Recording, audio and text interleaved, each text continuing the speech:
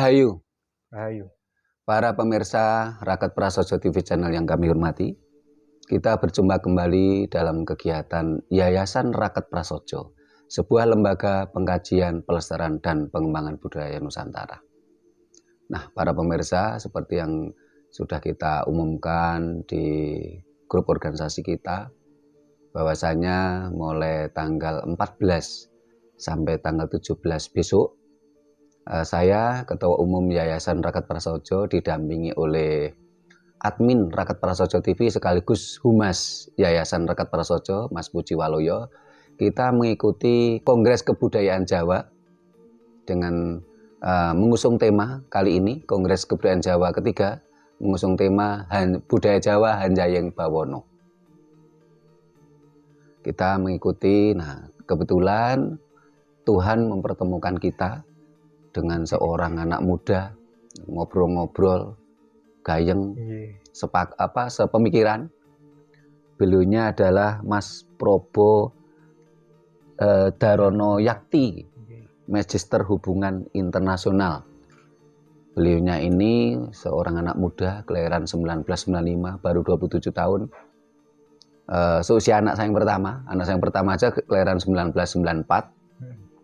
Beliaunya ini dosen di Departemen Hubungan Internasional FISIP Universitas Airlangga Surabaya di Jawa Timur. Rahayu, Mas. Rahayu, ini panggilannya Mas Probo gitu ya? Oke, Mas Probo. Mas Probo, luar biasa ini. Apa kesan Mas Probo selama kita mengikuti Kongres Kebudayaan Jawa dengan tema Budaya Jawa Hanjayeng Bawono ini? Ya, kalau dari saya yang memang merupakan seorang yang sangat antusias ya dalam menggarap tentang isu-isu kebudayaan ini, saya sangat simpatik ya pada awalnya karena ada satu forum di mana itu mempertemukan orang-orang mulai dari 3 provinsi, ada Jawa Tengah, Jawa Timur, dan Daerah Istimewa Yogyakarta untuk kemudian berhimpun dan membicarakan kira-kira budaya Jawa ini mau dibawa kemana. Ya. Untuk setidaknya ya paling 4 tahun ke depan, karena ini kan kongresnya kan 4 tahun. 4 tahun sekali. Setelah saya tadi mendengar bahwa Pak Trino ini salah satu tokoh yang juga menginisiasi salah satu tokoh yang menginisiasi Kongres Kebudayaan Jawa pertama yang diadakan di kota Surakarta. Itu saya melihat satu progres yang cukup signifikan, karena pada waktu itu saya belum terlalu terlibat andil ya di dalam sini. Tapi dengan mengusung tema budaya Jawa Hanjayeng Bawono ini, ada satu visi di mana orang-orang Jawa pada khususnya itu bisa berekspansi keluar begitu. Mungkin ini juga untuk merespons apa yang kemudian budaya-budaya dari luar, budaya populer itu misalkan ada Jepang ya dengan J-pop atau Japanese pop, kemudian Korea dengan Korean popnya itu yang sangat digandrungi oleh remaja-remaja sekarang ini, sehingga kemudian kita perlu untuk merespons balik dengan melakukan upaya yang sama. Barangkali dalam beberapa hal juga ini menjadi dua pisau bermata dua begitu. Karena di satu sisi memang ada beberapa hal yang saya soroti terkait dengan dua kelompok besar ya dalam kebudayaan. Bukan bermaksud untuk membuat segregasi, tapi pada kenyataannya ada dua kelompok yang sampai sekarang mungkin belum bertemu. Satunya ini kelompok yang konservasi, yang satu kelompok yang inovasi. Jadi itu sepertinya tantangan itu yang kelihatannya belum terjawab dengan baik, sehingga kemudian apabila kita mencocokkan dengan visi budaya Jawa Hanjayeng Bawono ini, kita masih perlu untuk meredefinisi lagi Jawa seperti apa. Mas Probo tadi menyebut bagaimana dengan Jepang dan Korea yang mampu mendunia. Permasalahannya harus kita tekankan ya, kalau Jepang dan Korea ini kan budaya lokalnya, budaya Jepang dan budaya Koreanya kan sangat kuat. Ibaratnya mereka sebuah pohon ya, pohonnya besar, rindang, akarnya kuat. Akarnya kuat, setelah itu pohon tadi rindang sehingga daunnya ya ini mampu menjulang, ya menjulang tinggi, ya menjulang ke kanan ke kiri, dalam artian Hanjayang Bawono, mendunia. Nah, yang jadi permasalahan ini kita semua paham ya, dari para pemirsa pun paham bahwasanya saat ini budaya Jawa sendiri mengalami degradasi di internal sendiri. Banyak anak-anak muda yang tidak paham apa itu budaya Jawa. Apakah dengan kondisi seperti itu akan bukan sesuatu yang aneh, sesuatu yang keniscayaan kalau budaya Jawa itu Hanjayang Bawono. Nah, ini menurut tanggapan Mas Probo bagaimana sebagai seorang dosen hubungan internasional keterkaitan hal tersebut? Baik. Untuk menanggapi hal itu mungkin saya sedikit bergeser dari perspektif saya sebagai akademisi HI, tapi kan masih dalam lingkup sosial politik. Nah, di dalam salah satu konsep di antropologi itu ada yang namanya postkolonial. Kita itu sebetulnya memikirkan hal yang sebetulnya dari perspektif jati diri para anak-anak mudanya ini masih menganggap bahwa orang luar itu lebih superior. Gitu. Ada beberapa contoh yang paling sederhana, misalkan bule gitu ya. Ya kita kalau sama bule itu kelihatan kayak orang bodoh, kayak kelihatan orang bodoh dan kita bangsa ini menjadi bangsa inferior gitu ya. Betul. Ini yang menyedihkan ya. Dan ada juga beberapa hal yang kaitannya dengan kebanggaan. Tadi kan juga disinggung mengenai anak-anak muda ini belum diajarkan bagaimana bangga menjadi orang Jawa. Ya kenyataannya memang begitu. Ketika kita bilang bahwa budaya kita dicuri sama negara luar, sedang kebingungan. Adapun kita ini lebih bangga dengan budaya kita ketika kemudian misalkan budaya kita itu dipromosikan oleh orang luar. Katakanlah bule pakai batik, itu kita bangga. Padahal sebenarnya hal yang harus dibanggakan adalah ketika kita ya menggunakan milik kita sendiri atau kita sendiri. Nah, ini seperti ada fenomena yang terbalik-balik, dan ini kemudian saya kaitkan dengan mentalitas postkolonial itu sendiri. Jadi karena bule itu dianggap lebih superior gitu ya. Ya memang sebenarnya ini ujung-ujungnya ya kita tidak bisa menyalahkan siapa-siapa termasuk bule, tapi kita menyalahkan diri kita sendiri yang nggak mau berubah. Gitu. Ya, kalau kita bicara tentang sejarah ya, nah para pemirsa ini memang ini betul-betul luar biasa ya. Bukan suatu kebetulan, tapi ini kehendak alam kan. Kita dipertemukan dengan Mas Probo itu seorang akademisi, sarjana S2, hubungan internasional, masih muda ya. Ini untuk memberikan motivasi, untuk memberikan pencerahan, untuk memberikan gambaran kepada para pemirsa bahwasanya ketika bicara budaya Jawa itu tidak identik dengan kuno, tidak identik dengan klenik, tidak identik dengan udik, tidak identik dengan deso. Walaupun deso sendiri belum tentu sesuatu yang negatif ya. Ini malah Mas Probo ini masih muda, ganteng,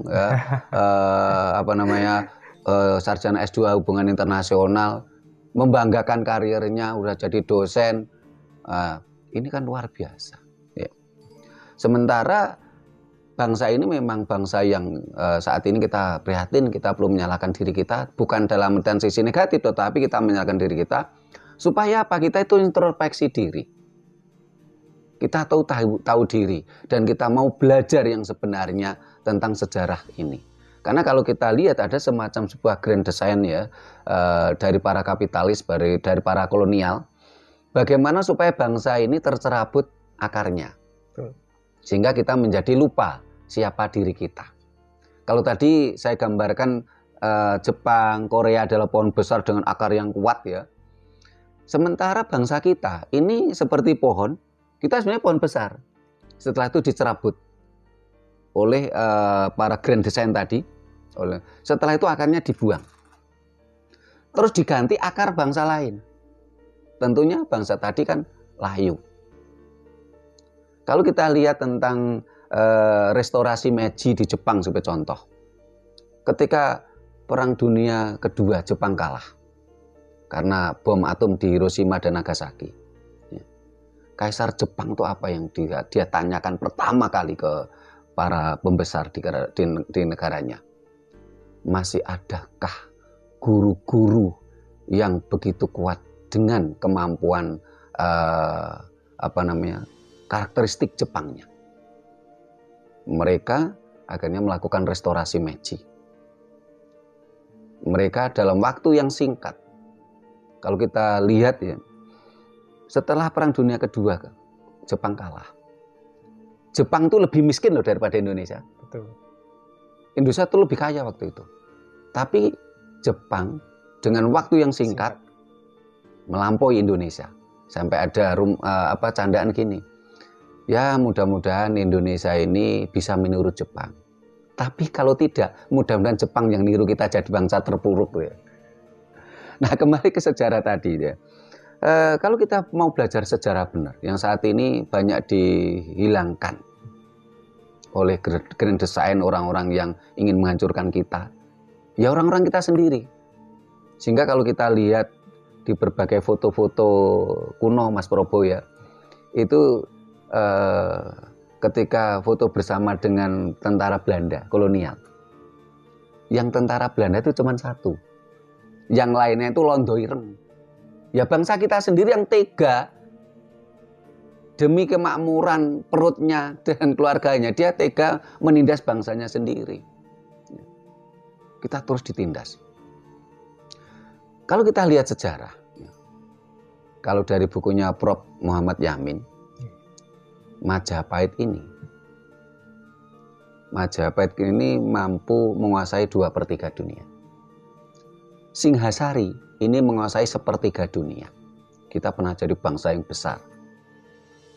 Sampai-sampai pada waktu itu ada 2 imperialis dunia. Ya. Yaitu awalnya itu kan imperialis dunia yang awal itu kan Singhasari sama Genghis Khan waktu itu ya di daerah Tiongkok sana ya. Nah waktu itu Genghis Khan ini dan cucunya Kublai Khan ini mau mencoba menghancurkan Jawa, tapi tidak sanggup. Bahkan mereka kita permalukan. Nah, pada waktu itu tentara Kublai Khan mampu memporak-porandakan Timur Tengah. Ini sejarah dunia. Bagi yang yang kadang-kadang mabuk Arab, dengar ini kelojotan, dikiranya ini bohongan. Ini sejarah benar. Pada waktu itu Timur Tengah hancur oleh tentara Kublai Khan. Tapi Kublai Khan tidak mampu mengalahkan kita. Si Jawa itu hebat. Tetapi setelah kerajaan Kublai Khan ini hancur, barulah kekhalifahan Ottoman itu kembali menjadi imperialisme dunia. Siapa yang imperialisme dunia pada waktu itu? 2 lagi, yaitu kekhalifahan Ottoman dan Majapahit. Dalam berbagai literasi disebutkan, waktu itu Sultan Muhammad II itu mengirimkan pasukannya ke Nusantara. Itu 2 kali. Ada yang menyebutkan dengan 40.000 tentara, ada yang menyebutkan 60.000 tentara. Mereka tidak mampu. Bahkan tentara mereka semua mati. Ya tentunya karena tentara berhadapan dengan tentara. Mereka tidak mampu mengalahkan kita. Setelah itu mereka mengirimkan pedagang yang sekaligus tokoh agama. Bangsa kita dibuat mabuk ajaran. Sehingga kita menjadi lupa, kita kehilangan jati diri kita. Terus mereka membuat cerita hoak tentang Syekh Subakir. Mereka membuat cerita kalau tanah Nusantara atau tanah Jawa ini gawat keliwat-liwat. Jalmo moro, jalmo mati. Siapapun datang mati. Tidak bisa dihuni tanah Jawa ini.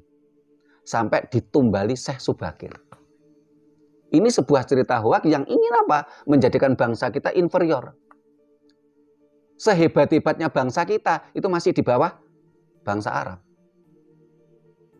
Karena tanah Jawa pun tidak bisa dihuni kalau tidak ditumbali Syekh Subakir.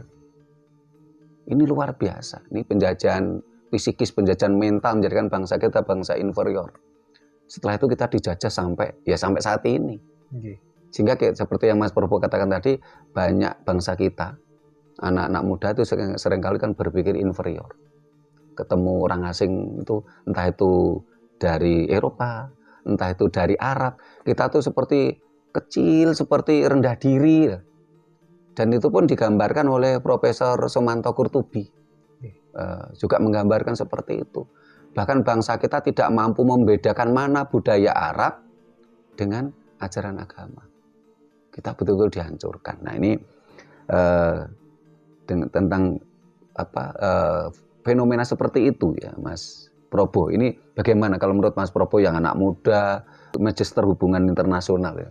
Ya, baik. Jadi menarik juga ya tadi menyimak cerita dari Pak Trino tadi terkait dengan apa yang sudah pernah ditorehkan oleh orang Jawa, ya, yang mana itu sebetulnya sudah Hanjayeng Bawono sejak dahulu. Sudah. Jadi kita itu mungkin hanya menggali serpian-serpian dan mencoba untuk bangkit kembali, meskipun ya kita ini pada dasarnya sudah tertekan jauh di bawah gitu. Sebentar Mas Probo, saya potong sebentar.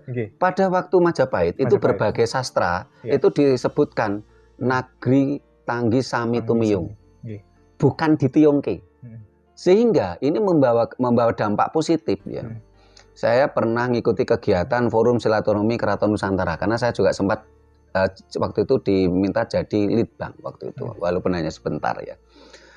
Itu saya ketemu dengan orang-orang Thailand, orang-orang Kamboja. Mereka masih bangga loh mengakui kalau mereka itu keturunan Majapahit. Karena pada waktu itu Majapahit tidak pernah melakukan penaklukan. Berbeda dengan kekuasaan-kekuasaan dari para khalifah-khalifah Timur Tengah tadi, itu cenderung dengan penaklukan, kekerasan, penaklukan, perampokan, perampasan. Tapi Majapahit tidak. Nagri Tanggi Sami Tumiyung. Ya, ini kalau yang tahu sastra Jawa pasti tahu maksud saya. Sami Tumiyung, dengan sukarela, dengan rilo, ikhlas, mereka tumiyung ke kita, ke Majapahit. Bukan ditiungke, bukan ditaklukkan, bukan dipaksa.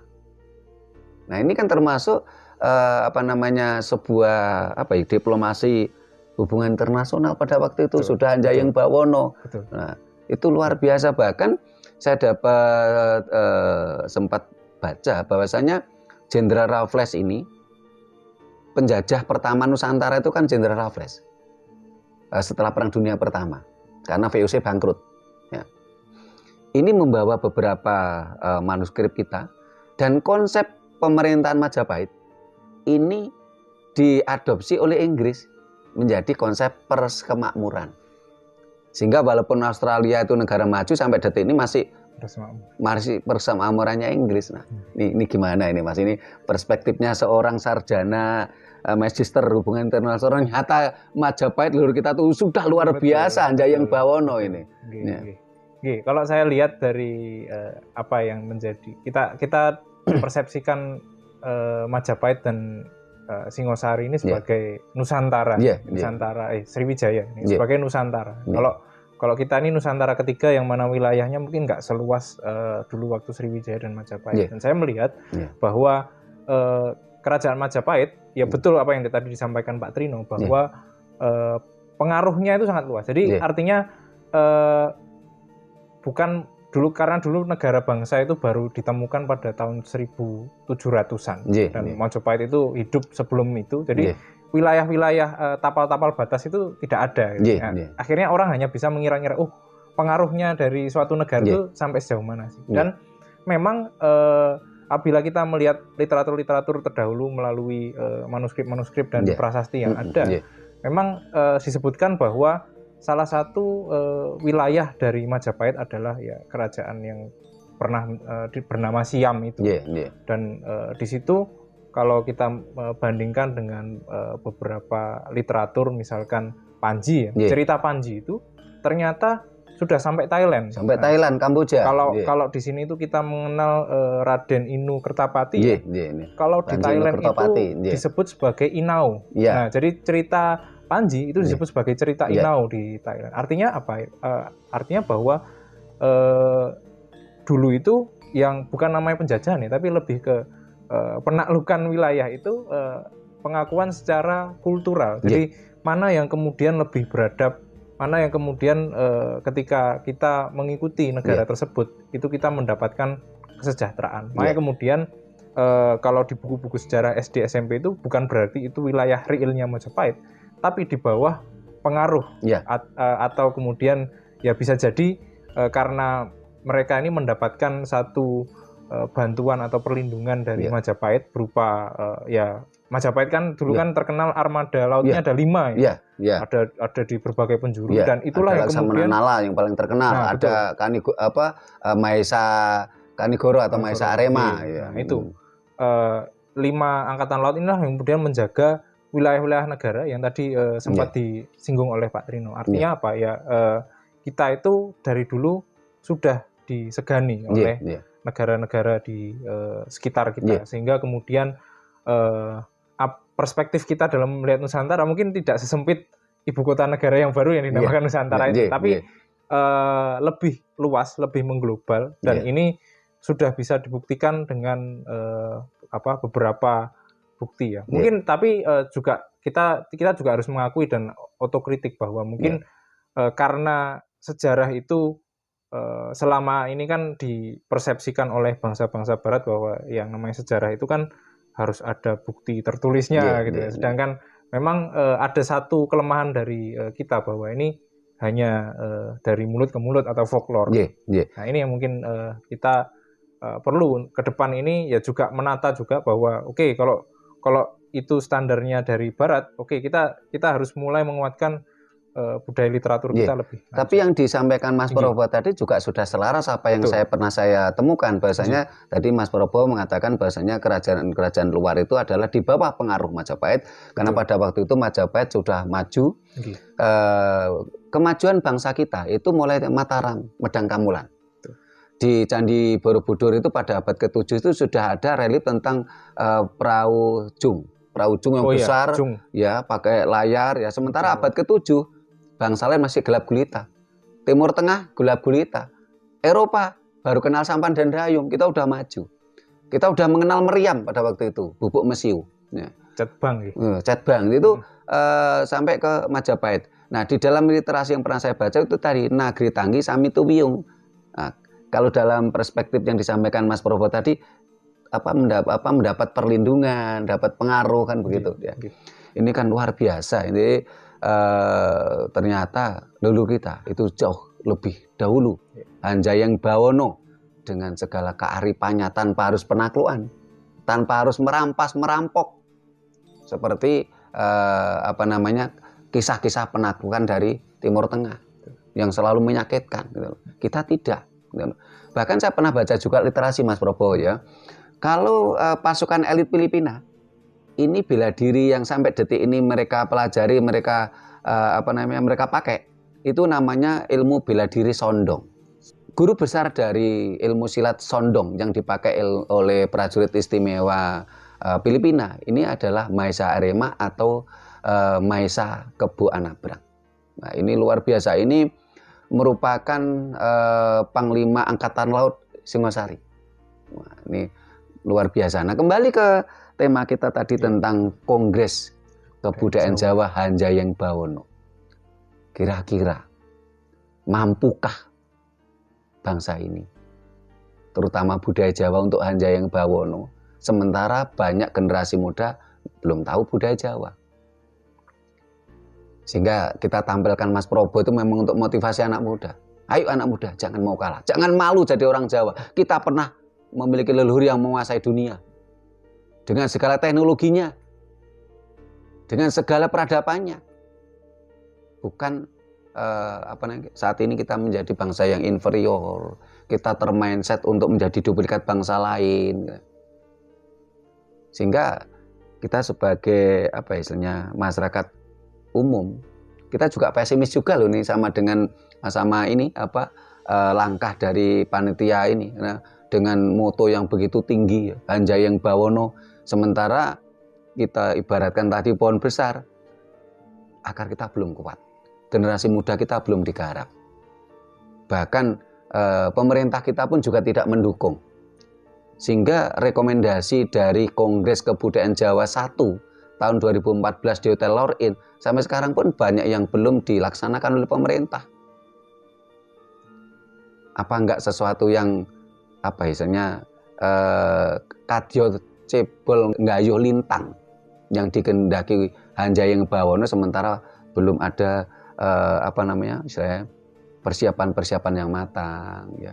Terus rasanya itu tadi, apakah mungkin ya kalau contoh ya pemerintah ya, saat ini belum ada kementerian khusus kebudayaan seperti di negara-negara lain, belum ada dinas kebudayaan yang menangani lebih lanjut ya. Otomatis juga tidak ada anggaran. Sekarang kita menyusun strategi sehebat mungkin, tapi kalau nggak ada anggarannya apa bisa jalan ya. Sementara pemerintah juga nggak peduli itu. Bahkan ini saya pernah baca data ya, tahun 2010 kalau nggak salah, sekitar 2010-2015 lah. Saya pernah baca data itu pemerintah tingkat 2 di seluruh Indonesia menganggarkan ya, untuk pembelajaran bahasa asing, ya, budaya asing, ya, itu kisaran 8 miliar sampai 15 miliar. Untuk tingkat nasional itu sampai 300 triliun. Dan penitik beratannya itu di pemerintah tingkat 2 itu adalah pembelajaran bahasa Arab. Sementara untuk pembelajaran bahasa Jawa atau bahasa lokal lainnya lah, bahasa daerah lainnya lah, atau budaya lokal ini bisa dikatakan tidak ada. Loh, kita sendiri belum bisa menjadi tuan rumah yang baik. Nah, ini yang harus kita introspeksi ini untuk. Nah, ini kritikan kita untuk pemerintah. Yang kita kritik ini kebijakannya. Saya tidak mengkritik manusianya. Sehingga saya mohon maaf kalau ada pejabat yang merasa baper, tersinggung. Yang saya kritikan bukan pribadi penjenengan selaku pejabat, tapi kebijakannya. Terus yang kedua, mungkinkah budaya Jawa Hanjayeng Bawono kalau mindset masyarakat kita masih bermindset terobsesi menjadi duplikatnya bangsa lain? Sampai di medsos itu banyak dikenal istilahnya Arab KW. Apa mungkin budaya Jawa ini Hanjayeng Bawono kalau mindset masyarakat kita masih ingin menjadi duplikat bangsa lain? Sebagai contoh kayak gini. Saya ini begitu ngefan sama Mas Probo, masih muda, ganteng, pinter ya. Terus saya ingin niru kayak Mas Probo, apa kira-kira bisa? Ya paling banter ya jadi Probo KW gitu loh. Seharusnya bagaimana? Seharusnya ya Sutrimo ya jadi Sutrimo, bukan jadi Probo KW. Nah, ini bagaimana pandangan Mas Probo selaku anak muda sekaligus yang seorang sarjana magister hubungan internasional tadi tentang dua fenomena tadi. Ya. Ya Pak, kompleks sekali ya ternyata masalah-masalah yang ada di dalam kebudayaan, dan ini juga yang namanya tadi kembali ke mentalitas inferior. Ini ya nggak kemudian langsung lompat pada urusan-urusan internasional, tapi di dalam negeri pun ya ini juga belum tertata dengan baik. Mungkin saya bisa cerita pengalaman saya waktu membantu Dinas Kebudayaan Pariwisata Provinsi Jawa Timur untuk pada awal-awal melakukan pemetaan terhadap kebudayaan gitu. Nah, salah satu hal yang kemudian menjadi masukan dari tim kami yang terdiri dari beberapa akademisi, dan saya terlibat di situ, ada satu kolom yang mana akhirnya menampar juga para birokrat. Jadi kami mengusulkan adanya suatu indikator yang namanya anggaran kebudayaan per kapita. Dari anggaran kebudayaan per kapita itu apa saja yang diukur. Jadi bagaimana kemudian setiap kabupaten kota itu menyerahkan data terkait anggaran langsung belanja langsung maupun tidak langsung terkait dengan kebudayaan. Nah, kemudian kita akan olah data itu dengan jumlah populasi yang ada di dalam kabupaten kota.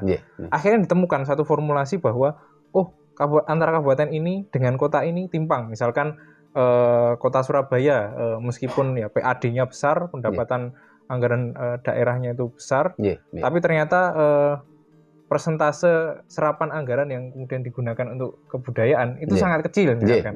Nah, ini kemudian bisa diukur dari sini. Dan saya pikir kalau memang usulan ini bisa dibawa ke nasional, gitu, tingkat nasional, kita bisa memetakan kira-kira sejauh mana sih. Memang kita sudah punya yang namanya indeks kemajuan kebudayaan, tapi pada akhirnya itu jalan di tempat karena pengukuran itu tidak pernah dilakukan. Memang dalam beberapa hal saya juga sepakat dengan apa yang disampaikan oleh Pak Trino tadi, bahwa apakah kebudayaan ini prioritas gitu. Karena selama yang saya pahami, OPD atau organisasi perangkat daerah di kabupaten kota maupun provinsi di Indonesia itu selalu memusikan bahwa kebudayaan itu hanya urusan kesenian. Padahal kita sudah punya platform yang namanya Undang-Undang Nomor 5 Tahun 2017 tentang kemajuan kebudayaan yang membagi menjadi 10 objek kemajuan kebudayaan, dan kesenian itu hanya salah satu. Padahal ya apa yang kemudian dicita-citakan dalam Undang-Undang 5 2017 itu ya melihat bahwa budaya ini ya urusannya banyak, termasuk kemudian lintas sektor, dan ini melibatkan banyak stakeholder atau pemangku kepentingan, dan budaya ini berbicara peradaban. Gitu. Betul. Jadi budaya itu peradaban. Saya melihat bahwa budaya itu yang mengalami peorasi atau penyederhanaan makna gitu. Jadi padahal ini berbicara suatu hal yang luas. Nah, kita kembalikan ke konteks Kongres Kebudayaan Jawa 3 kali ini. Jadi kita melihat dinamika yang terjadi di setiap komisi. Ya, sementara ini yang saya tangkap dan saya terima itu ya mungkin usulan-usulannya itu belum ada yang sifatnya substantif. Jadi saya lihat itu ya normatif ya, lempeng-lempeng saja. Mungkin kalau ada 1-2 pun itu juga hanya berapa persen dari sekian banyak pendapat yang terlontar gitu. Dan ini juga kembali pada barangkali siapa pimpinan sidang yang itu, apakah kemudian yang kadang-kadang yang normatif yang dicatat, yang substantifnya nggak dicatat. Nah itu kadang-kadang dalam saya lihat dalam forum-forum yang seperti ini ya mungkin akhirnya ya muncul kritikan, misalkan dari Pak Trino tadi mengatakan bahwa ya ini hanya ujung-ujungnya ya buang-buang anggaran gitu. Saya katakan singkatan dari ASEAN ya. ASEAN itu Association of Sitting, Eating, Announcing, and Nothing. Jadi asosiasi dari orang-orang yang duduk-duduk, makan-makan, mengumumkan dan tidak melakukan apa-apa. Atau NATO. No action, talk only. Ini artinya di sini ada apa ya? Tadi Pak Trino juga memaparkan juga bahwa ada aktualisasi yang masih kurang. Jadi artinya kalau memang dari KKJ, mulai dari KKJ 1, 2 yang kemudian menghasilkan Saptogati itu tadi. Kemudian yang 3 ini yang langsung melompat itu, pengen berekspansi keluar gitu. Itu saya pikir dari dimensi implementasi dan komitmen. Nah, cara kemudian mengikat komitmen 3 provinsi ini bagaimana terkait dengan kebudayaan Jawa. Padahal juga kita menemukan fakta bahwa ya Jawa itu ternyata bukan soal batas wilayah tapi juga soal jati diri dan bagaimana kemudian memosisikan kita ini ya mulai dari cara tindak tanduk dan juga dialektika kita sebagai orang Jawa. Makasih Mas Probo. Nah, ketika kita bicara budaya memang sebenarnya sangat luas. Budaya itu kan dari kata budi dan daya. Ya. Jadi apapun pemikiran kita, hasil pemikiran kita. Budi itu pemikiran, daya itu kan hasil pemikiran. Daya. Budaya Jawa otomatis apapun pemikiran dan hasil pemikiran dari orang-orang yang punya value, punya nilai Jawa, itulah budaya Jawa. Di sana meliputi banyak hal, termasuk di sistem diplomasi, konsep diplomasi, hubungan luar negeri itu pun juga budaya. Karena konsep maupun sistem diplomasi hubungan luar negeri orang Jawa, apalagi pada masa kerajaan Majapahit, kerajaan Singosari, dengan sistem dan konsep diplomasi hubungan luar negeri orang kekhalifan Ottoman, Turki pada waktu itu, karena 2 imperialis dunia kan ada 2 waktu itu berbeda.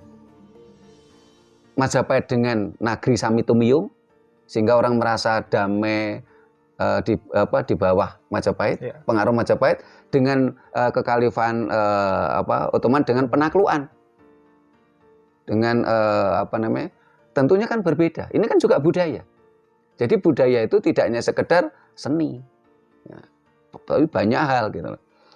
Nah ini kan harus kita pahami, karena itu tadi kembali bangsa kita digiring mindsetnya menjadi bangsa yang inferior, bangsa yang kerdil. Nah kita tidak bangga terhadap leluhur kita, apalagi ya banyak tokoh-tokoh mohon maaf yang mabuk dogma asing seringkali menyerang budaya Jawa, khususnya budaya Nusantara pada umumnya itu gini.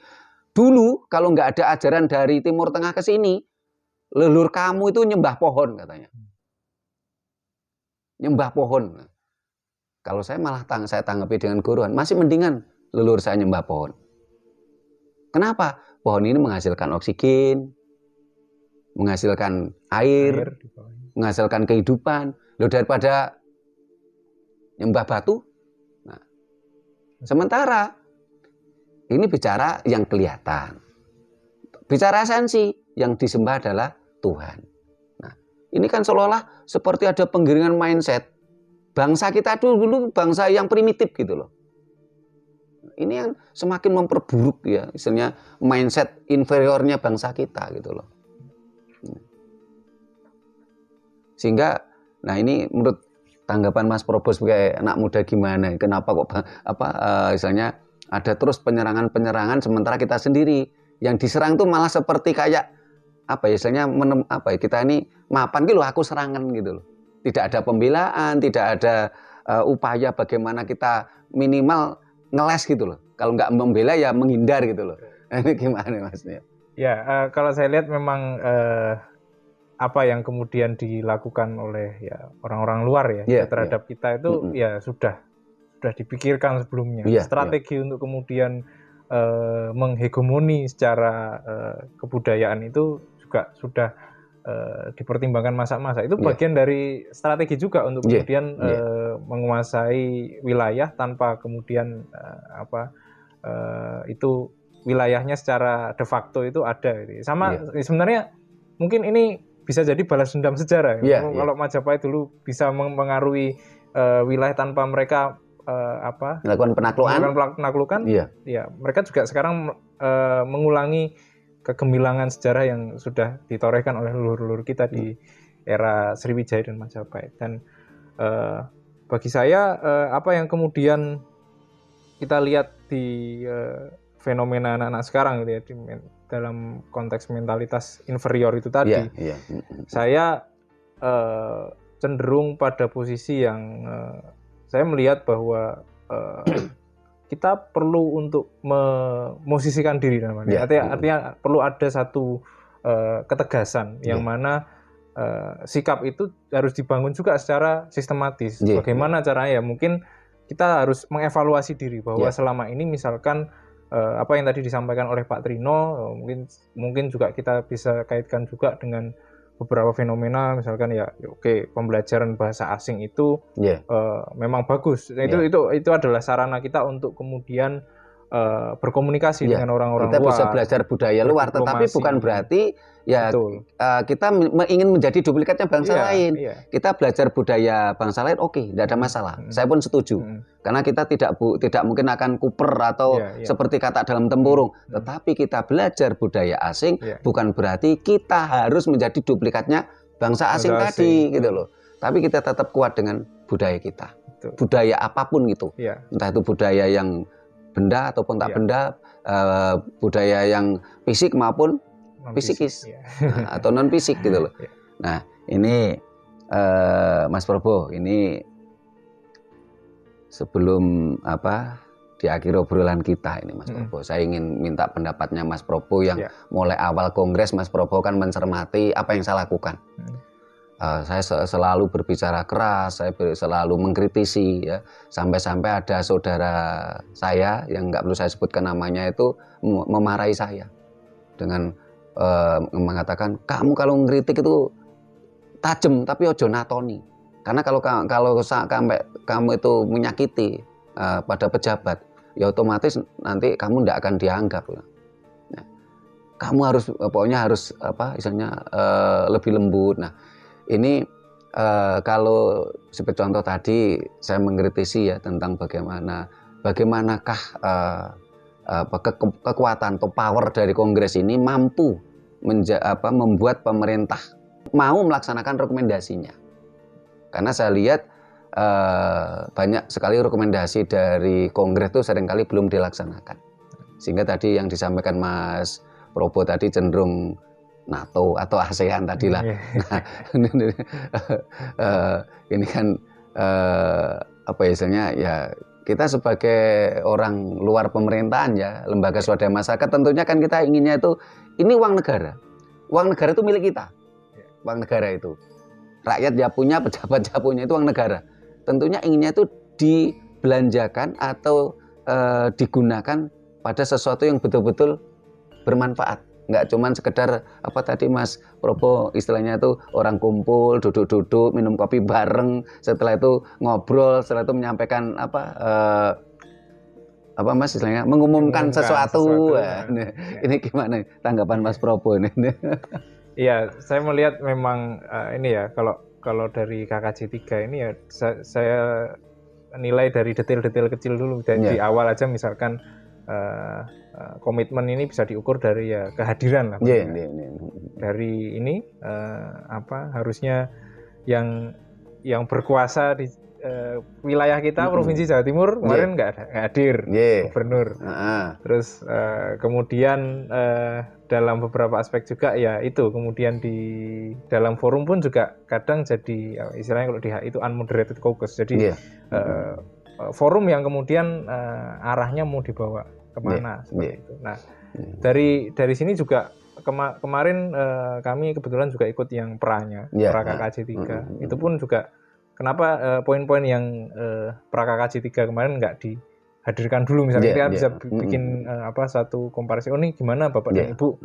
Apakah perlu disempurnakan, perlu ditambahkan atau perlu direvisi seperti itu. Jadi seperti ya kesannya seperti mengulang-ulang. Jadi mungkin catatan untuk evaluasi ke depan apabila ini kemudian diselenggarakan lagi keempat yang barangkali estafet ini diteruskan kembali ke Jawa Tengah adalah ya bagaimana kemudian kita dari awal diikat dulu dengan satu komitmen bahwa ini bukan hanya sebatas pembicaraan yang NATO atau ASEAN tadi, tapi suatu pembicaraan yang kemudian itu tidak hanya juga dibukukan dan kemudian diumumkan, tapi kemudian ada suatu fakta integritas atau ada suatu dokumen yang menjelaskan bahwa setelah forum ini selesai, Kongres Kebudayaan Jawa 3 ini selesai, kita berbagi tugas, siapa melakukan apa, kan?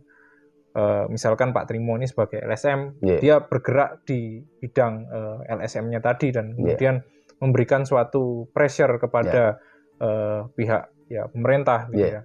Kemudian pemerintah juga harus menjalankan secara konsekuen apa yang kemudian dirumuskan dalam kebijakan-kebijakan kebudayaannya.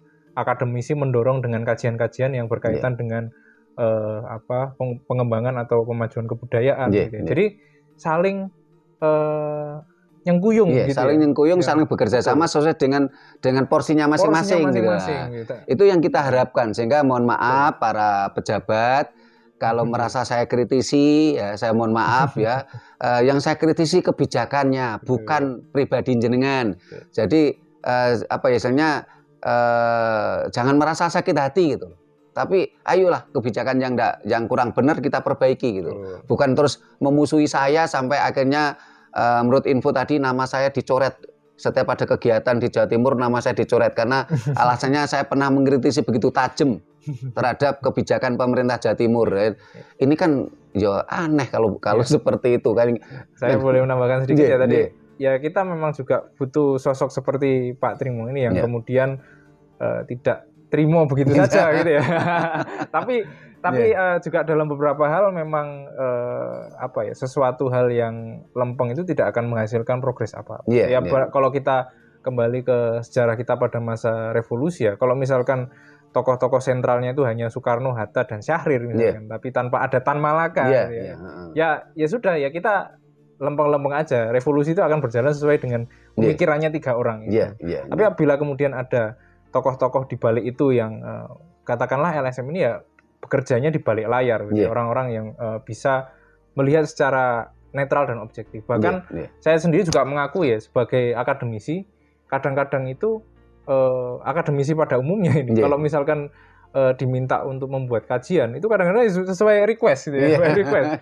Nah ini makanya tidak objektif Mas ya, sesuai request tidak objektif. Betul. Nah makanya kemudian justru orang-orang yang ada di dalam lingkup di luar katakanlah akademik dan juga birokrasi ini yang bisa memberikan masukan secara objektif karena mereka sendiri juga orang yang punya wawasan akademik yang tinggi dan paham tentang situasi di lapangan seperti apa, paham tentang apa yang dialami oleh teman-teman di akar rumput. Itu yang saya pikir di sini perlu untuk saling sinergi dan saling melengkapi. Terima kasih Mas Prabowo. Beberapa waktu yang lalu dan sering saya mengkritisi entah itu Kongres Kebudayaan Jawa, entah itu Kongres Bahasa Jawa. Saya berharap kongres itu ibaratnya tidak seperti orang duduk di bangku. Kakinya itu tidak menginjak tanah. Nah, akhirnya kan kebijakan tadi kan menjadi mandul. Karena tidak terrealisasi dan tidak mampu menjawab tantangan zaman yang saat ini dihadapi masyarakat kita. Bahkan kalau saya lihat, saya selaku salah satu yang menginisiasi Kongres Kebudayaan Jawa pertama di Hotel Lor'in. Bahkan pada waktu itu yang punya ide saya Mas. Saya siang hari telepon Prof. Sutomo. Karena saya punya ide, tapi saya harus tahu diri, saya nggak punya kemampuan. Barangkali kalau Yayasan Raket Prasojo itu mengadakan kegiatan dengan anggaran di bawah 100 juta, barangkali masih bisa lah. Tapi kalau kongres ini kan besar ini, bahkan sampai miliar. Hingga waktu itu saya telepon ke Prof. Sutomo. Prof, kita gimana kalau kita mengadakan Kongres Kebudayaan Jawa? Prof. Sutomo waktu itu langsung mengiyakan. Terus akhirnya kita kumpulkan kurang lebih 35 tokoh Jawa Timur, Jawa Tengah, DIY, bahkan ada yang dari Bandung waktu itu di Satya Wacana, Solo Tigo. Setelah itu rapat setiap bulan sekali sampai terwujudnya itu kurang lebih 1 tahun. Dan waktu itu ya saya otomatis ya pakai duit saya sendiri karena belum ada anggaran seperti sekarang gitu loh. Malang Solo Tigo itu tiap bulan saya keluarkan dana kurang lebih 2 juta tiap bulan. Padahal saya juga bukan orang kaya, 2 juta itu mahal sebanyak Mas Prabowo. Terus waktu itu peserta ini bayar loh Mas Prabowo 250.000 waktu itu peserta itu patungan. Di Hotel Lor'in itu patungan karena belum ada anggaran negara. Baru setelah KKJ 2 di Pemprov Jawa Timur itu ada anggaran dari pemerintah daerah. Sekarang ada anggaran. Tapi kalau saya lihat gregetnya malah menurun gitu loh. Semangatnya malah menurun. Apa karena merasa nggak keluar duit ya? Kalau dulu kan semua keluar duit, sehingga wah semangat. Atau apakah seperti itu saya kurang tahu. Ini kalau tanggapan Mas Prabowo ini selaku ya anak muda, terus akademisi, terus kemarin waktu di KKJ 2 di Surabaya juga ikut ambil bagian. Ini apa yang menjadi tanggapan, saran atau harapan gitu tentang Kongres Kebudayaan Jawa ini Mas Prabowo? Tadi ya cukup miris juga ya, ternyata ada progres yang bisa dikatakan secara umum menurun.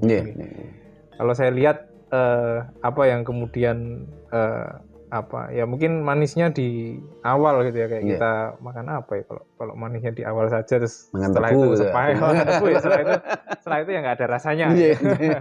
Nah itu perlu juga kita sikapi ya dan refleksikan bahwa sebetulnya daya dukung utama dari berlangsungnya kongres ini adalah bukan pendekatan yang top down ya, tapi bottom up justru. Jadi bagaimana kemudian memberangkatkan sekian banyak orang ini yang juga ya sebetulnya menghabiskan anggaran pemerintah juga. Itu kemudian kita juga perlu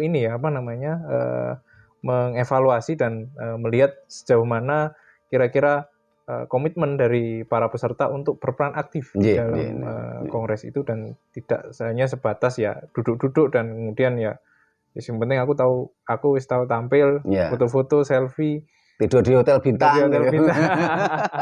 Selfie sama gubernur-gubernur yang apalagi yang katanya mau jadi capres atau jadi ini jadi itu gitu ya. Ya itu kemudian kita bisa lihat bahwa ya memang baru sebatas itu gitu. Ya. Kemudian yang perlu dipikirkan adalah bagaimana caranya menggerakkan teman-teman yang kemudian sudah terlibat lebih lanjut di dalam upaya-upaya untuk pemajuan kebudayaan di daerah di akar rumput ini gitu ya. Karena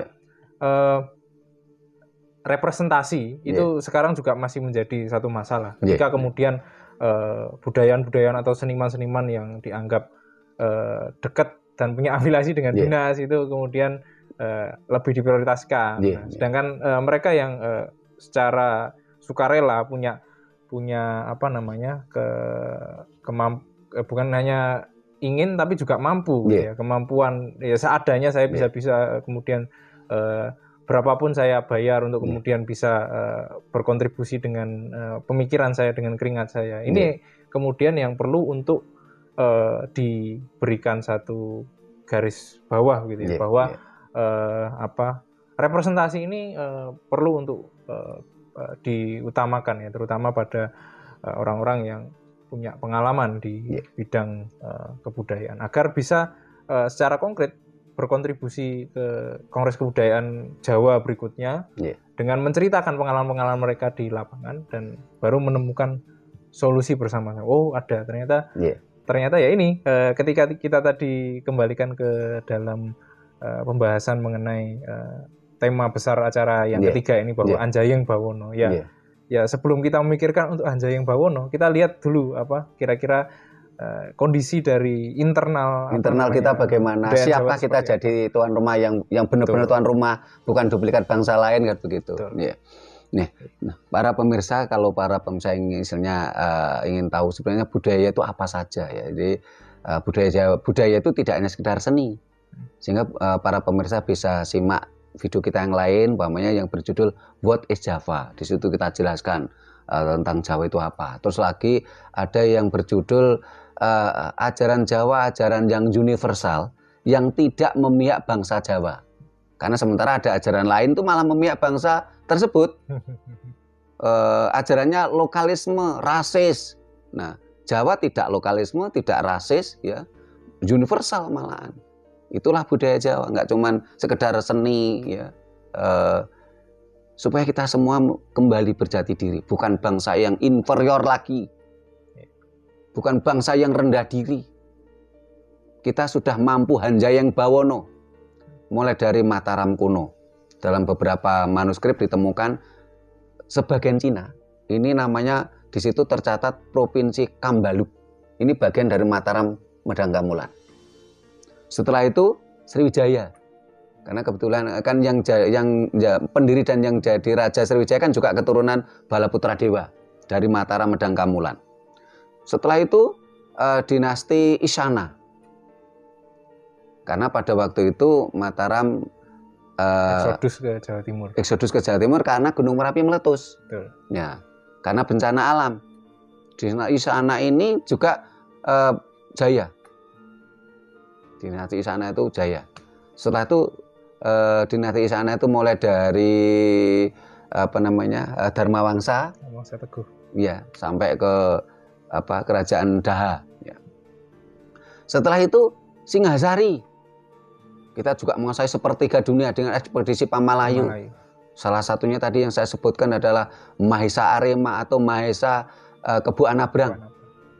Menjadi sebuah panglima angkatan laut yang luar biasa. Bahkan sampai detik ini ilmu silatnya, pencak silat Sondong itu menjadi ilmu silat kebanggaan untuk pasukan elit Filipina. Majapahit juga begitu. Kita betul-betul Anjayeng Bawono. Nah, ini kalau menurut Mas Probo ini kira-kira kedepannya bangsa kita bisa nggak Anjayeng Bawono seperti minimal seperti leluhur kita itu, Majapahit, Singhasari, Dinasti Isyana, Sriwijaya, Mataram, bisa nggak kita kira-kira nanti minimal seperti itu? Kalau bisa ya melebihi gitu. Kira-kira bisa nggak menurut Mas Probo yang anak muda ini?